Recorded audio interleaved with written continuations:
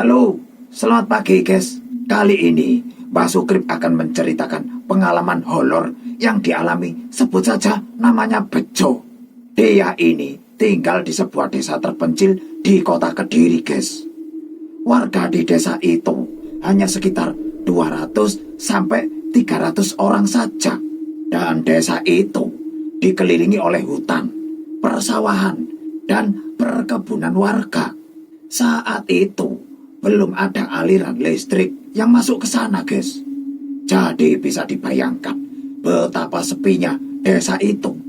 Kisah ini terjadi antara tahun 1999 sampai 2002. Bejo ini adalah anak dari seorang petani guys. Pada pagi sampai sore hari dia itu berkebun. Lah setelah itu dia menjual hasil kebunnya dan hasil kebun para tetangganya yang lain ke pasar pada malam hari. Karena pasar yang Bejo tuju itu beroperasi mulai jam 2 dini hari guys. Mengingat perjalanan bisa memakan waktu 2 jam dari rumahnya, biasanya dia berangkat antara jam 11 atau jam 12 malam. Pada suatu hari, siang itu, Bejo mendengar teriakan beberapa warga di kampungnya guys. Saat itu, memang dia sedang berada di warung kopi pinggir jalan untuk sekedar beristirahat dari aktivitasnya berkebun. Saat itu, dia melihat 3 orang pemuda berlari di depan warung itu guys. Lah, 3 orang tadi itu diikuti oleh puluhan warga yang mengejarnya. Mereka ada yang membawa batu bata, kayu pentungan, dan beberapa dari mereka bahkan ada yang membawa pisau guys. Dia berpikir, oh pasti ada maling lagi ini. Akhir-akhir ini memang sering terjadi perampokan di kampungnya guys. Melihat kejadian itu, Bejo langsung berlari dan ikut mengejar 3 pemuda tadi. 3 pemuda tersebut lari ke dalam hutan guys. Dan tidak beberapa lama kemudian, akhirnya warga berhasil menangkap mereka. Mereka lalu diseret ke pinggir jalan di tepi hutan guys.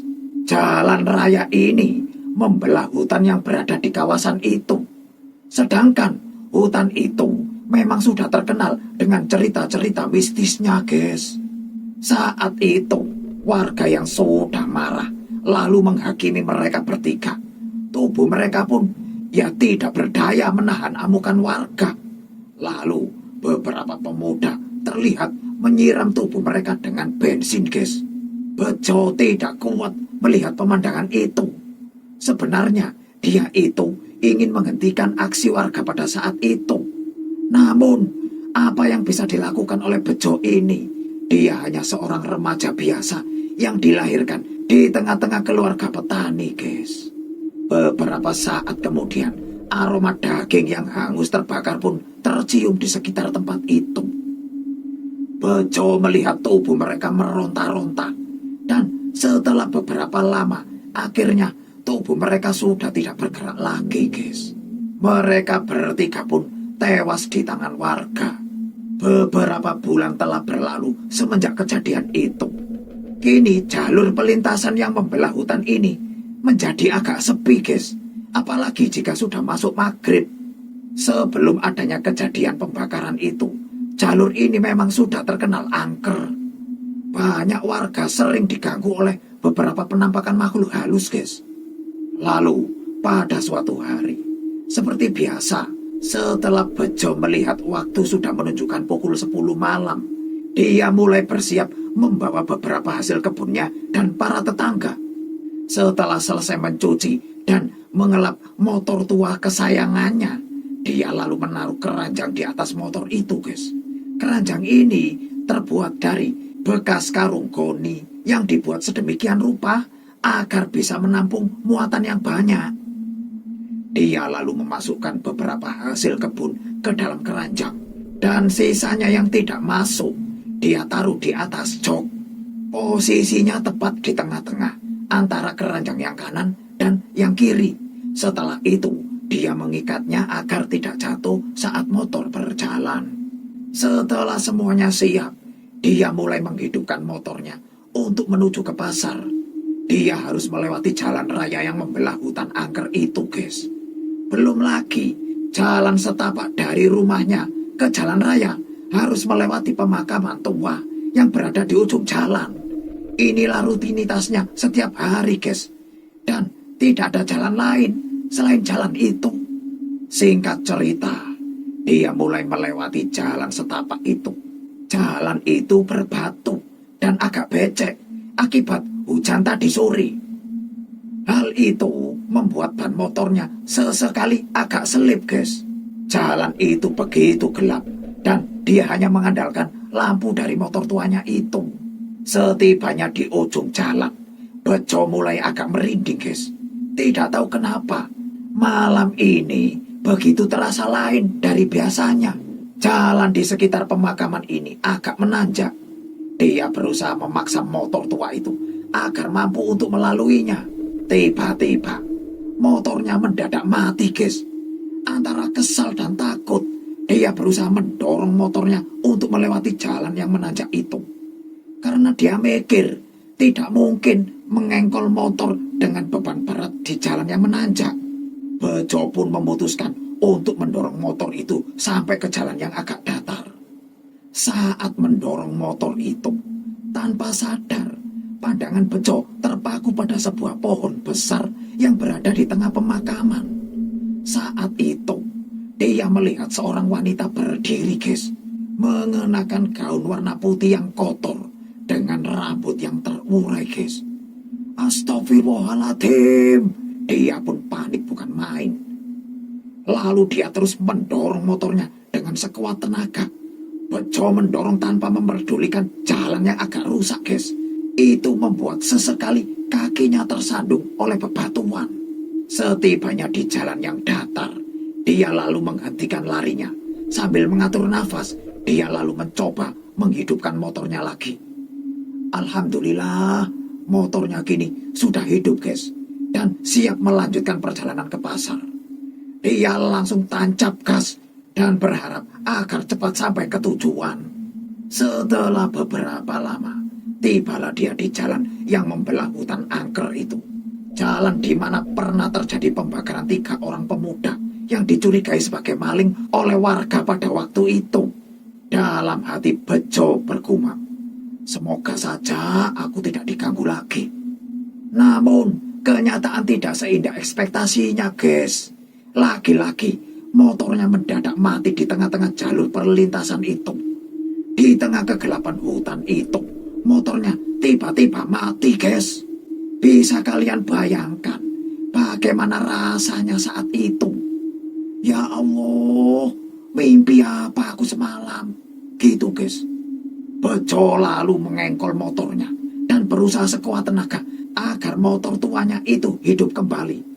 Keringat pun berjatuhan dari keningnya, guys. Puluhan kali dia mengengkol motor itu, namun belum berhasil membuatnya hidup. Lalu tiba-tiba dia mencium aroma daging yang hangus terbakar. Dan dari belakang pundaknya ditepuk oleh seseorang, guys. Betapa terkejutnya dia. Bejo melihat sosok yang wajahnya sudah tidak berwujud lagi. Wajah itu seperti habis terkena luka bakar yang sangat parah. Dan sebagian kulit lainnya terlihat hitam dan gosong. Dia pun langsung panik bukan main, guys. Dia lalu berlari meninggalkan motornya di tengah jalan, guys. Setelah berlari cukup jauh, dia melihat dari kejauhan cahaya lampu motor yang sedang mendekat ke arahnya. Setelah tidak beberapa lama, terlihat 5 orang pemuda yang tengah bersiap untuk ke pasar juga, membawa hasil kebun mereka, guys. Loh, Bejo, kenapa kamu, Jo? Tanya seseorang dari mereka yang bernama Dwi. Ternyata mereka adalah tetangga Bejo dari kampung sebelah. Itu, Mas, saya baru saja lihat setan, Mas, kata Bejo sambil mengatur nafas. Lah, terus motormu kemana? Di sana, Mas, saya tinggal di sana. Waduh, lah terus bagaimana ini? Ya sudah, kita tolongin saja, Bejo. Kamu ikut si Ujo saja. Muatannya tidak terlalu banyak, kata Cak Imam. Mereka semua lalu pergi ke tempat di mana motor Bejo berada. Bejo sebenarnya masih merasa takut saat itu. Namun karena berpikir mereka berenam, maka dia mencoba untuk memberanikan diri. Akhirnya mereka tiba di motor Bejo berada. Lalu mereka membantu Bejo dengan menyorotkan sinar lampu motornya ke arahnya. Bejo lalu berusaha menghidupkan motornya dan syukur alhamdulillah motornya bisa hidup kembali. Bejo pun lalu melanjutkan perjalanannya ke pasar bersama 5 orang tadi, guys. Alhamdulillahnya setelah kejadian itu Bejo tidak menemukan hal-hal aneh lagi sampai dia pulang ke rumah pada pagi harinya. Beberapa hari setelah itu, pada suatu malam, Bejo tidak pergi ke pasar karena badannya terasa agak lelah setelah seharian berkebun. Setelah sholat Isya, dia pun merebahkan badannya dan langsung pulas tertidur. Mas, bangun mas, popok anak kita sudah kotor semua. Cuma sisa beberapa ini saja, mas. Terdengar suara Sumi, istrinya, membangunkan tidurnya, guys. Dengan mata yang masih ngantuk, Bejo pun lalu menyiapkan ember dan memasukkan pakaian kotor itu ke dalamnya. Dalam keadaan terpaksa, Bejo berjalan ke sebuah mata air yang jaraknya itu sekitar 500 meter dari rumahnya. Saat itu, dia melihat jam menunjukkan pukul 3.30 dini hari, guys. Dia berjalan hanya diterangi oleh sinar bulan purnama.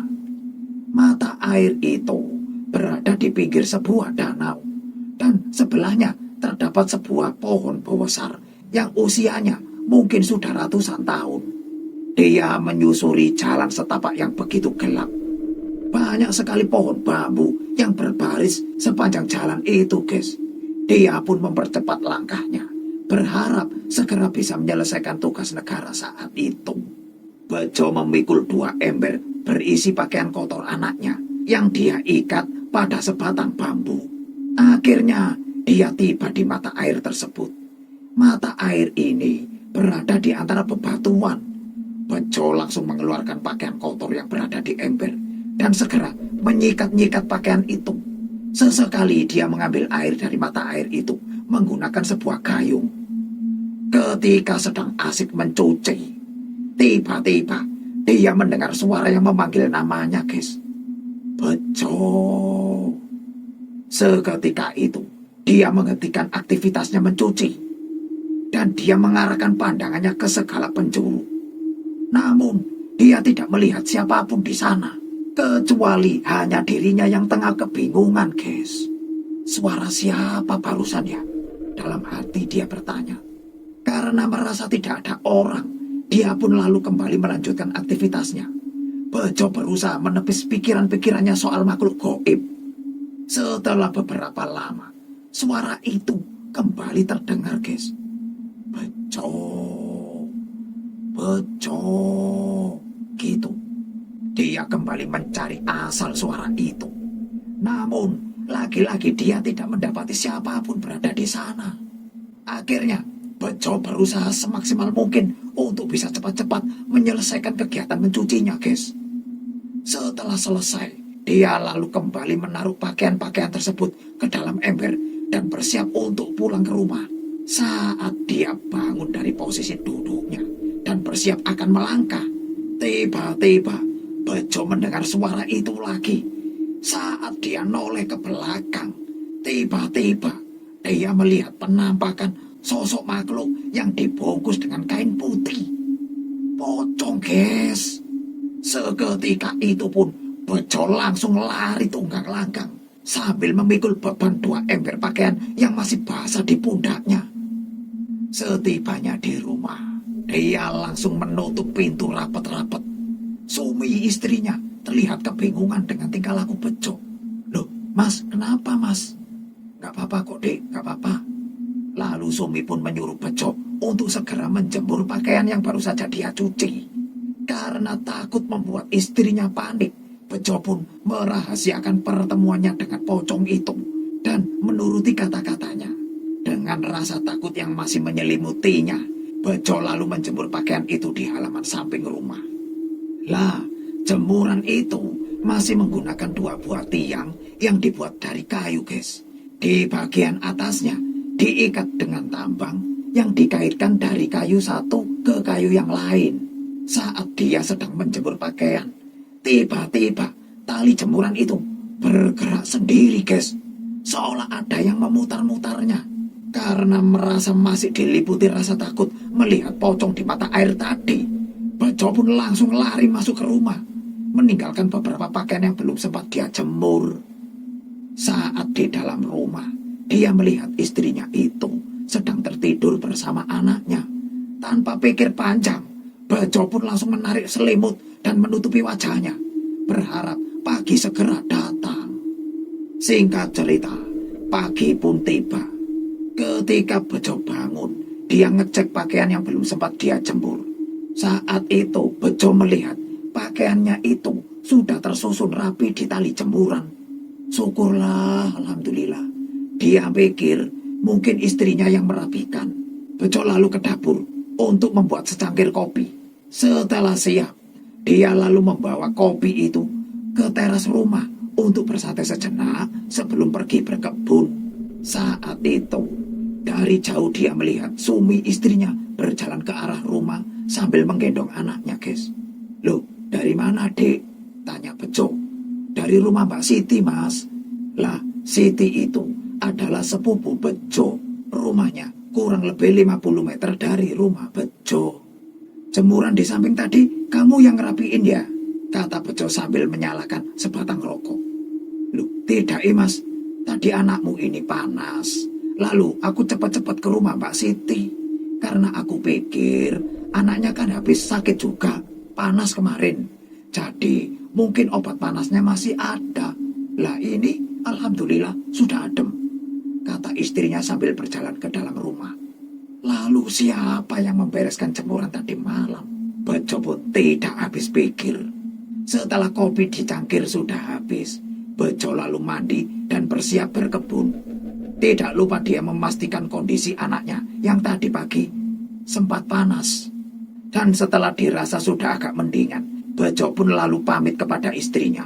Peralatan tempurnya dan bekal makanan pun tidak lupa dia bawa. Hari ini cuaca sangat cerah, guys. Melihat hasil kebunnya tumbuh dengan subur, membuat Bejo sangat bersemangat pagi itu. Alhamdulillah, malam ini pasti untung banyak nih. Hari pun sudah menjelang sore, guys. Setelah merapikan peralatan tempurnya, Bejo pun pergi menuju ke rumah. Hasil kebunnya pun telah dia siapkan agar bisa dibawa ke pasar nanti malam. Sesampainya di rumah, terlihat beberapa tetangga yang menitipkan hasil kebun mereka juga untuk dia bantu menjualnya di pasar. Dek, aku mau ambil air dulu ya untuk mandi, kata Bejo pada istrinya. Iya, Mas. Sekalian 1 ember lagi ya untuk saya, kata istrinya. Bejo pun lalu mengambil 2 ember yang agak besar dari kamar mandi dan dia lalu bergegas pergi ke mata air yang tadi untuk mengambil air di sana. Mumpung hari belum gelap, guys. Mengingat kejadian tadi malam yang masih membuatnya agak sedikit takut jika malam-malam harus ke sana lagi. Di tengah perjalanan, Bejo melihat seseorang pria berjalan di depannya. Dan setelah dia perhatikan, orang itu ternyata adalah Wandi, sahabatnya, guys. Terlihat dia juga membawa 2 ember yang dia pikul menggunakan sepotong bambu. Syukurlah ada barengan, katanya. Bejo pun mempercepat langkahnya. Weh, Wandi, sapa Bejo sambil berada di belakangnya. Namun, dia tidak menjawab. Wandi terus melangkahkan kakinya. Wandi, kamu ngambil air juga ya? Kita barengan ya, Di. Soalnya kalau sendirian, aku masih takut, kata Bejo yang kini telah berada di sampingnya, guys. Lalu dia lanjut ngomong. Semalam itu aku melihat pocong di sana, kata Bejo terus mengajak bicara Wandi. Namun, Wandi masih saja diam dan terus melangkahkan kakinya, guys. Saat itu, Bejo hanya berpikir, mungkin dia lagi sakit atau gimana. Lagi pula, tidak ada yang penting dari setiap ucapan Bejo ke dia. Lalu sampailah mereka di mata air itu. Bejo mempersilahkan Wandi terlebih dahulu untuk mengambil air di sana. Sementara itu, Bejo duduk di samping mata air itu sambil memandangi jalur yang tadi mereka lewati.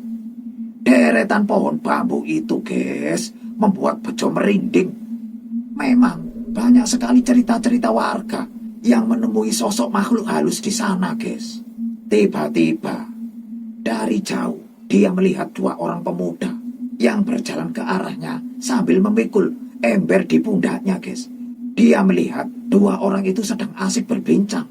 Ketika sudah semakin dekat dari tempat Bejo duduk, tiba-tiba Bejo terkejut, guys. Dia melihat dua orang tadi adalah Wandi dan Sutris, sahabatnya. Lah terus, yang sedari tadi bersamanya itu siapa? Bejo pun lalu celingak-celinguk mencari Wandi yang tadi bersamanya. Namun, tidak ada siapa-siapa di situ, guys. Dia pun melihat kembali kedua sahabatnya tadi. Jarak mereka sudah sangat dekat dengan Bejo. Bejo, ngapain kamu kok kayak orang bingung gitu? Tanya Wandi. Lalu Bejo balik bertanya, "Loh, Wandi, kamu tadi di sini kan sama aku? Ada-ada aja kamu ini, Jojo. Wong aku baru saja sampai gini loh." Bejo waktu itu benar-benar masih bingung, guys. Soalnya tadi itu dia benar-benar jalan dan ngajak ngobrol Wandi. Kalau memang Wandi yang ini yang asli, terus yang tadi itu siapa, Beberapa lama kemudian, mereka telah selesai mengambil air dari mata air itu. Lalu mereka semua berjalan ke arah desa dan berpencar ke rumah masing-masing, guys. Saat itu, Bejo masih menutup mulut dari istrinya untuk semua kejadian yang pernah dia alami. Karena dia khawatir saat istrinya ditinggal sendirian ke pasar pada malam harinya, guys. Selesai mandi dan makan, Bejo pun lalu istirahat sebentar sambil menunggu waktu datangnya Isya. Selesai sholat Isya, Bejo pun lalu merebahkan tubuhnya untuk beristirahat sebentar sebelum ke pasar nanti malam. Mas, bangun mas, sudah jam 10. Iya dek. Bejo pun lalu melangkahkan kakinya ke kamar mandi, guys. Setelah mencuci muka, dia lalu mengambil setengah baskom air untuk mengelap motor kesayangannya. Setelah dirasa agak bersihan, dia lalu menaikkan keranjang kalung kuningnya itu ke jok belakang motornya dan memasukkan hasil kebun ke dalam keranjang tersebut. Hasil kebun kali ini sangat bagus dan seger-seger. Karena hasil kebun sudah terangkat semua, dia lalu mengikatnya dengan tali agar tidak terjatuh. Lalu Bejo pamitan kepada istrinya dan mulai mengendarai sepeda motornya itu. Bismillahirrohmanirrohim. Berangkat, semoga tidak ada hal-hal aneh lagi di jalan. Motornya terus melaju di atas jalan setapak dan berbatu itu. Ketika akan melewati jalan menanjak yang berada di depan pemakaman tua itu, Bejo lalu menarik gas motornya kuat-kuat, berharap kejadian kemarin tidak terulang lagi. Akhirnya, motornya pun berhasil melewati jalan itu. Meskipun kadang-kadang mengalami selip karena kondisi jalannya yang masih berbatu. Yes, alhamdulillah, rintangan pertama berhasil aku lewati. Semoga aku berhasil melewati rintangan kedua nanti, ujarnya. Jalur yang Bejo tempuh itu memang seperti sebuah tantangan tersendiri untuknya, guys. Karena bisa kalian bayangkan loh, di jalur gelap dan rusak itu, kalian hanya memanfaatkan penerangan dari lampu sepeda motor saja. Belum lagi, jalur di depan pemakaman itu agak menanjak. Seolah dibuat sengaja menakutinya, yang memang sedikit agak penakut, guys. Kini Bejo tinggal melewati jalur yang membelah hutan angker itu. Jalur sepi sepanjang beberapa kilometer itu adalah rintangan terberat setiap kali dia pergi ke pasar. Bejo kembali menarik gasnya kuat-kuat. Dia kini hanya fokus pada kondisi jalan di depannya saja, guys. Karena dia takut ada sesuatu yang mengganggu penglihatannya di pinggir jalan nanti. Motorku jangan mati, motorku jangan mati, gitu, guys. Gumam Bejo dalam hati. Tidak beberapa lama, tiba-tiba Bejo seperti melihat seorang berdiri di pinggir jalan. Saat dia noleh, benar saja dia melihat wujud badan, namun tanpa kepala, guys. Bejo pun langsung tancap gas, tidak peduli dengan apa yang dilihatnya barusan. Sampai akhirnya dia bertemu dengan sebuah desa kecil tempat Bejo bertemu dengan 5 orang yang membantunya kemarin. Sesampainya di desa kecil itu, Bejo tidak melihat siapapun di sana. Suasananya sangat sepi sekali malam itu. Hanya ada lentera-lentera yang tergantung di setiap dinding rumah. Desa kecil ini memang di pinggir jalan utama. Hanya ada sekitar 40-50 rumah saja di sana. Biasanya jam-jam segini selalu ada 1 atau 2 orang yang juga hendak pergi ke pasar. Mungkin mereka sudah jalan duluan kali ya, pikir Bejo. Dia pun lalu kembali menarik gas motornya kuat-kuat dan berharap bisa cepat sampai ke pasar. Pada saat berada di sebuah tikungan, Bejo melihat kembali ada seseorang yang duduk di atas dahan sebuah pohon, guys. Pohon itu sedikit menjuntai ke arah jalan. Dia pun langsung berteriak, "Astagfirullahaladzim." Bejo kaget bukan main, guys. Sosok itu seperti hendak menjatuhkan dirinya ke arah Bejo. Dia lantas membelokkan setir motornya ke arah kanan dan hampir-hampir saja membuatnya terjatuh, guys. Lalu dia pun berusaha menyeimbangkan laju motornya. Dan alhamdulillah berhasil menjauhi pohon itu beserta makhluk yang berada di sana. Setelah melalui perjalanan yang begitu mendebarkan, akhirnya tibalah dia di pasar, guys. Rasa takut dalam perjalanan mulai menghilang. Bejo lalu berusaha menyapa setiap orang yang dia jumpai. Pasar ini memang sudah seperti rumah kedua bagi Bejo. Sudah banyak para pedagang di sini yang kenal dengannya, guys.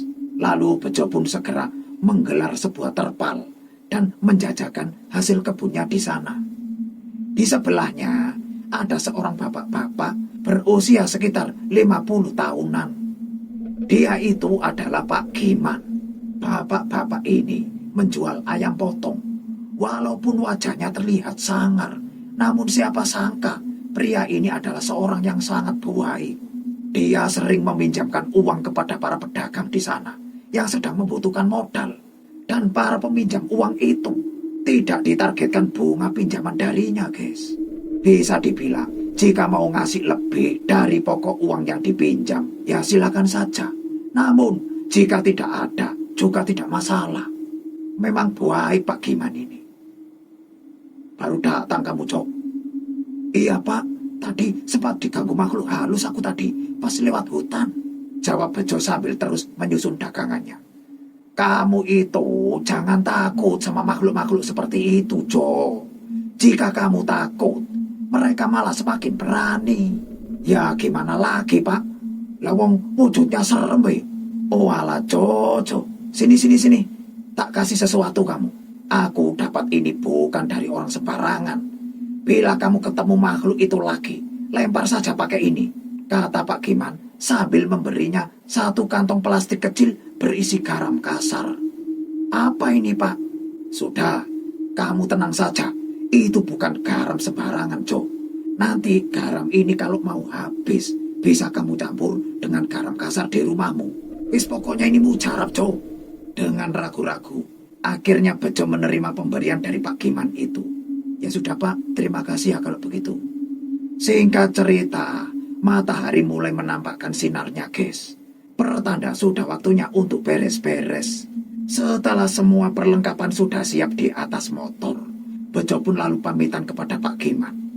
Saat hendak menghidupkan motor dan akan beranjak pulang, Bejo melihat rombongan 5 orang yang menolongnya tempo hari. Singkat cerita, mereka pun berjalan beriringan untuk pulang bersama. Sesampainya di rumah, Bejo melihat jam sudah menunjukkan pukul 9 lewat. Dia pun langsung ke kamar mandi dan mengganti pakaiannya. Istrinya telah menyiapkan sarapan yang sudah tersusun rapi di atas meja makan. Setelah itu, Bejo pun langsung menyantap makanan itu, guys. Mas, nanti habis makan, mau ngopi dulu atau langsung tidur, Mas? Tanya istrinya. Aku langsung tidur saja, Dek. Capek banget ini badanku. Ya sudah, kalau begitu, aku mau ke rumah Pak Rahman dulu ya. Mau bantu-bantu di sana. Loh, bantu-bantu apa, Dek? Memangnya ada acara apa? Si Wanti, Mas. Si Wanti meninggal. Mendengar berita itu, Bejo langsung kaget. Bagaimana tidak? Kemarin sore itu, Bejo dan Wandi serta Sutris baru saja ngobrol di mata air itu. Walaupun awalnya ada Wandi palsu yang menemaninya di sana. Serius kamu, Dek? Iya, Mas. Tadi pagi, dia dan Sutris mau menyeberang ke desa sebelah. Namun, mereka tidak naik motor. Mereka lewat kali, Mas. Yang di bawah itu loh. Lalu sampai di tengah-tengah perahu mereka itu terbalik dan Wanti mati tenggelam, Mas, kata Sumi istrinya. Lalu Bejo mikir, bagaimana bisa? Wanti itu jago berenang, kok bisa mati tenggelam? Sedangkan Sutris itu tidak bisa berenang, kok malah selamat? Jadi, waktu kecil mereka ini sering bermain-main di kali itu. Kali itu memang besar. Di tepi kali itu terdapat 2 buah perahu yang disediakan di sana untuk kepentingan warga yang hendak menyeberang ke desa sebelah. Bejo masih tidak habis pikir dengan peristiwa ini. Jangan-jangan yang kemarin dia lihat di mata air itu adalah pertanda akan kehilangan seorang sahabat kecilnya, yaitu Wanti. Ya sudah ya, Mas, saya jalan dulu, kata Sumi sambil menggendong anaknya. Ya Dek, hati-hati ya, nanti aku menyusul. Saat itu sebenarnya Bejo terus memikirkan peristiwa ini. Kematian Wanti ini benar-benar di luar akal sehatnya. Lalu Bejo pun bermaksud menemui Sutris, sahabat satunya lagi, untuk mengetahui peristiwa yang sebenarnya. Lalu Bejo pun segera menghabiskan sarapannya dan bergegas ke rumah Wanti, karena dia pikir Sutris pasti juga ada di sana. Sesampainya di rumah Wanti, rumah itu sudah didatangi banyak orang.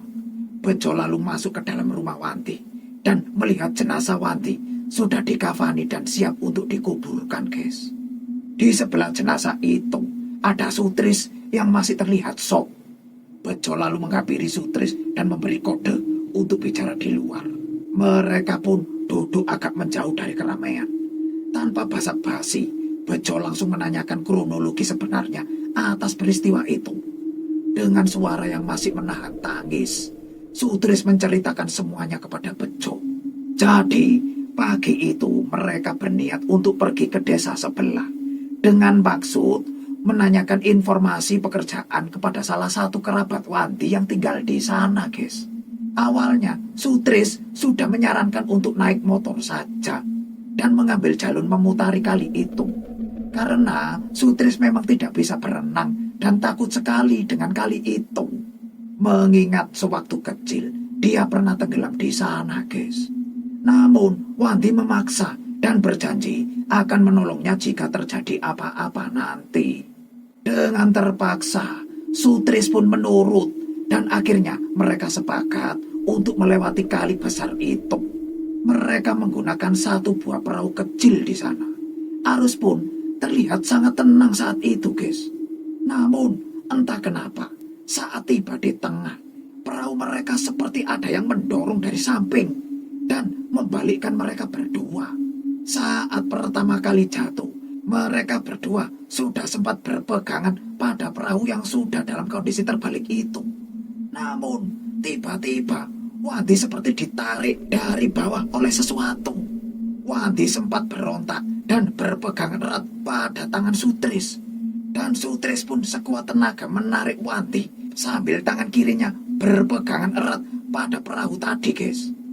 Karena tidak sanggup menahan kuatnya tarikan dari bawah, pegangan Wanti pun akhirnya terlepas. Sutris pun panik, lalu berteriak-teriak minta tolong, guys. Beberapa warga lalu datang menggunakan sebuah perahu yang agak besar dan menyelamatkan Sutris. Namun, Wanti tidak dapat tertolong dan tubuhnya ditemukan beberapa puluh meter dari tempat mereka tenggelam, guys. Sutris terlihat begitu sedih. Dia merasa bersalah karena tidak mampu menyelamatkan sahabatnya. Bejo pun berusaha menenangkan dia dan berkata bahwa kejadian itu bukan salahnya. Wanti itu pandai berenang.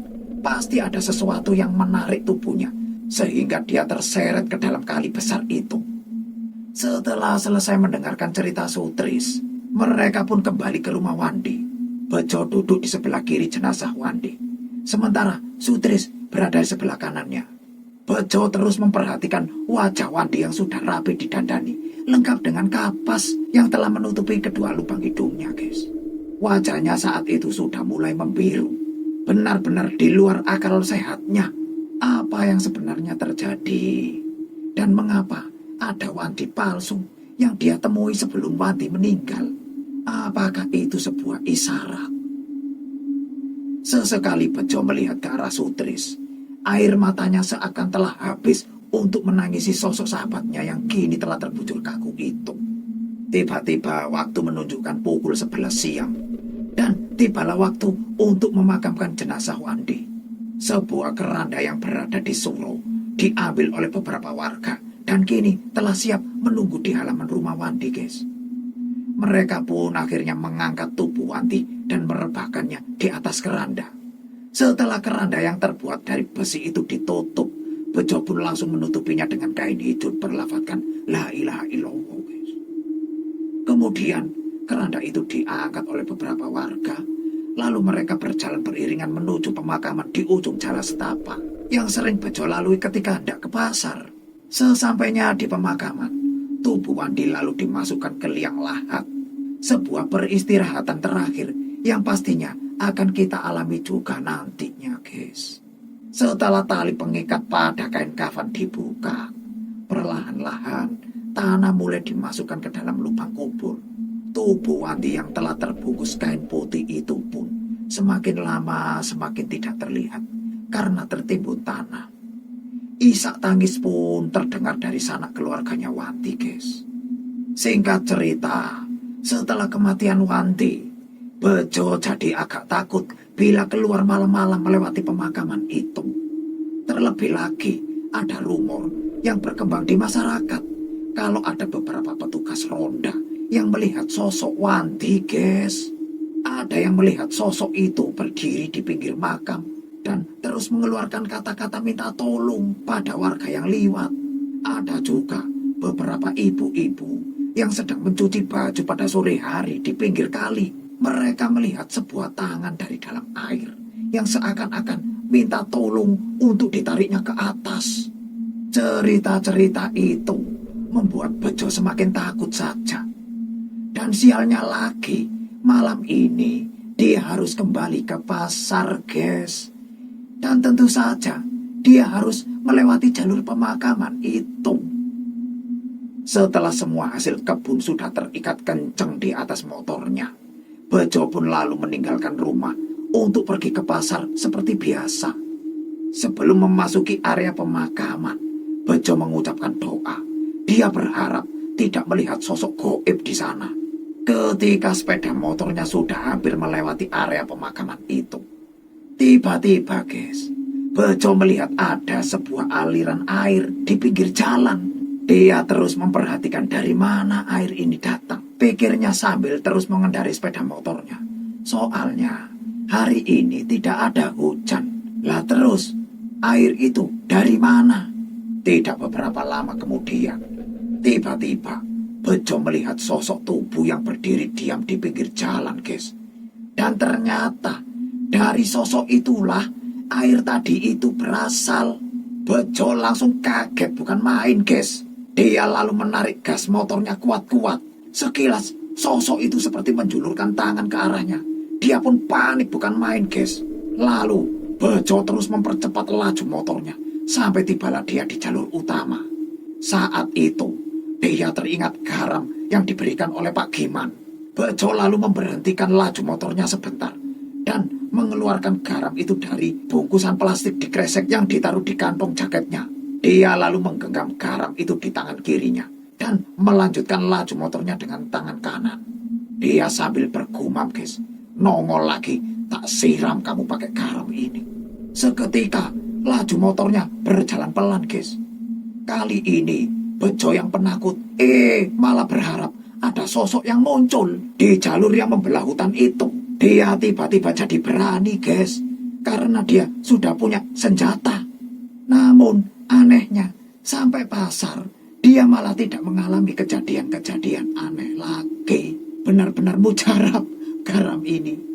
Setelah memakir sepeda motornya, Bejo lalu memasukkan garamnya tadi ke kantong plastik dan segera menemui Pak Giman untuk menceritakan kehebatan garam itu. Aku sudah bilang kan, ini bukan garam sembarangan, kata Pak Giman. Singkat cerita, Bejo pun lalu menggelar terpalnya dan menaruh hasil kebunnya di situ. Dia berjualan seperti biasa pada malam itu, guys.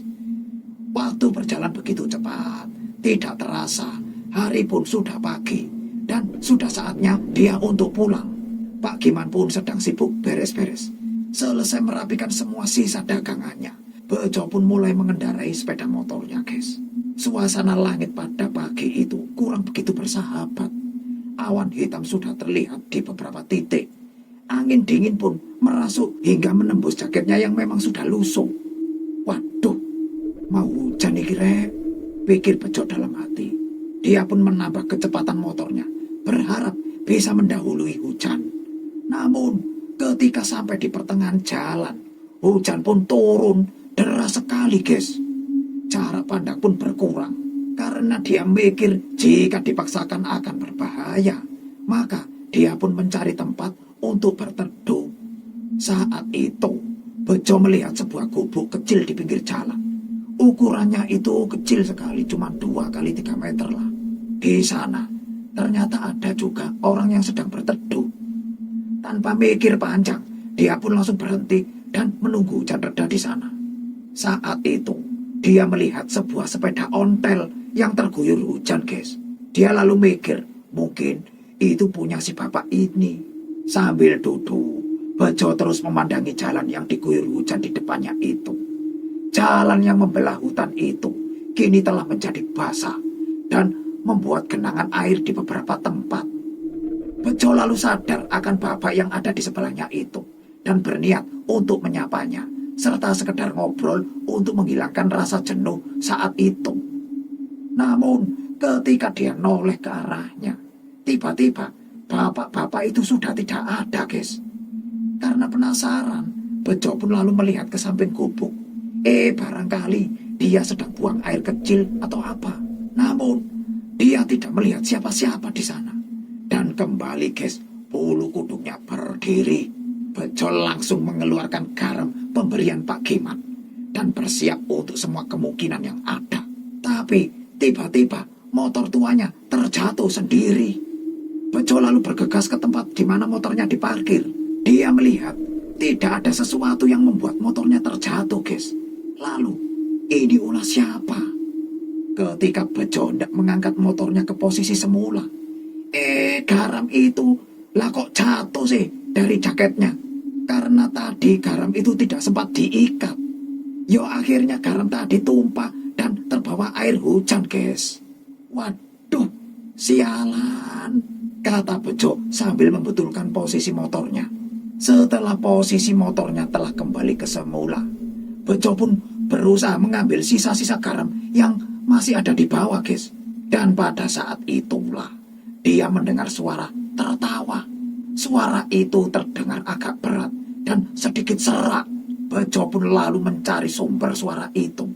Dan tiba-tiba dia melihat seonggok kepala tanpa badan memandanginya dari samping gubuk itu, guys. Walaupun Bejo sangat ketakutan pada saat itu, Bejo lalu berusaha menepisnya. Lalu dia mencoba mengambil sisa-sisa garam yang berhasil dia ambil dan melemparkan ke arah kepala itu. Namun garam-garam itu sepertinya tidak berpengaruh apa-apa, guys. Makhluk itu terus menertawakannya. Karena sudah kehabisan peluru, Bejo pun langsung berusaha meninggalkan tempat itu secepat mungkin. Dia pun lalu berlari sambil nuntun motornya, guys. Dan ketika agak jauh dari gubuk itu, dia langsung menghidupkan motornya. Dan dia pun pulang dengan rasa takut yang masih menyelimutinya. Sesampainya di rumah, pakaiannya sudah basah kuyup. Dia langsung menuju kamar mandi dan mengganti pakaiannya, guys. Dia melihat seisi rumah. Namun semenjak dia datang, Bejo tidak melihat istri dan anaknya. Bejo pun langsung bergegas menuju ke rumah orang tuanya. Barangkali istri dan anaknya itu sedang berada di sana. Setelah agak dekat dengan rumah orang tuanya, Bejo lalu mendengar suara tangisan anaknya, guys. Dia pun mempercepat langkahnya, takut ada sesuatu yang terjadi padanya. Sesampainya di rumah itu, Bejo langsung masuk. Saat itu sudah banyak orang yang kumpul di ruangan tamu. Ada orang tuanya, istri, dan beberapa tetangga di sana. Wajah istrinya tampak lelah, seperti habis begadang. Dek, ada apa, Dek? Anak kita di mana? Anak kita di kamar, Mas. Lagi dipegang oleh Bu Yuni. Jadi, Bu Yuni itu adalah dukun beranak di desa itu.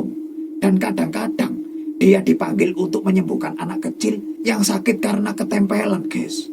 Anak kita nangis terus, Mas, dari sejak kamu pergi ke pasar. Aku pun belum tidur sampai sekarang. Karena bingung, aku bawa anak kita ke sini. Lalu bapak memanggil Bu Yuni, kata Sumi istrinya. Bejo pun langsung ngecek keadaan anaknya yang berada di dalam kamar. Orang tuanya kebetulan berada di sana, guys. Bejo melihat anaknya sedang dipangku oleh Bu Yuni. Sementara ibu Bejo menemaninya sambil mengusap-ngusap kepala cucunya. Bu Yuni lalu noleh ke arah Bejo. Anakmu ini ketempelan. Apa ada sesuatu yang mengganggu kamu? Saat itu, Bejo melihat bapak dan istrinya masuk ke kamar juga. Lalu, karena semua keluarganya sudah ngumpul di situ, Bejo pun lalu menceritakan semua pengalaman yang terjadi belakangan ini kepada mereka. Bahkan, soal sosok wanti palsu yang waktu itu bersamanya saat berada di mata air, guys. Mereka semua lalu kaget, kecuali Bu Yuni. Dia sudah menduga sebelumnya. Oh, begitu ya.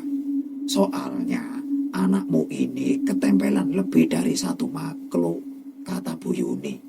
Lalu Bejo ngomong, kenapa harus saya ya Bu Yuni yang mendapat pengalaman seperti ini? Saya juga tidak tahu, Jojo. Lalu tiba-tiba bapaknya bicara. Gini saja, Jo. Kakakmu semua kan sudah merantau ke Jakarta. Lagi pula, apa yang kamu harapkan jika tinggal di desa ini? Kasihan masa depan anakmu nanti. Apa tidak lebih baik kamu merantau saja mengikuti saudara-saudaramu yang lain? Kata Bapak Bejo sambil menepuk pundak anaknya. Kata-kata Bapak Bejo ini membuat Bejo jantungnya seakan berhenti sesaat, guys. Banyak pertimbangan yang mesti dia pikirkan saat itu. Selain kebun, dia juga sangat mengkhawatirkan bapak serta ibunya. Walaupun saat itu ada adik Bejo yang berusia sekitar 14 tahun yang tinggal bersama dengan orang tuanya itu. Lalu dia bilang, iya Pak, aku coba pikir-pikir dulu ya. Perlahan tangisan anaknya mulai mereda. Dan Bu Yuni pun keluar sambil menggendong anaknya. Alhamdulillah Jo, anakmu kini telah kembali normal. Dan kini dia tertidur pulas di gendongan Bu Yuni, guys. Ibu Bejo lalu pergi ke dapur bersama Sumi istrinya dan membawakan 2 gelas kopi untuk Bejo dan bapaknya dan juga segelas teh manis hangat untuk Bu Yuni. Bejo pun menyalakan sebatang rokok sebagai pendamping minum kopi. Lalu Bejo membawa kopi tersebut ke teras rumah. Kemudian ayahnya mengikutinya dari belakang. Mereka berdua lalu ngobrol tentang rencana perpindahan Bejo dari desa itu. Kebetulan dia itu mempunyai paman. Pamannya itu mempunyai usaha bakso di Jakarta, guys. Singkat cerita, Bejo dan keluarga kecilnya itu pun merantau ke Jakarta, guys. Dan bekerja di salah satu cabang usaha bakso pamannya. Mereka kini hidup dengan layak di sana, guys. Dan gangguan-gangguan gaib yang pernah dialami di desa angker itu kini tidak pernah mereka alami lagi. Berarti yang bermasalah itu bukan Bejonya, guys, tapi daerah itu. Daerah itu memang daerah angker, guys.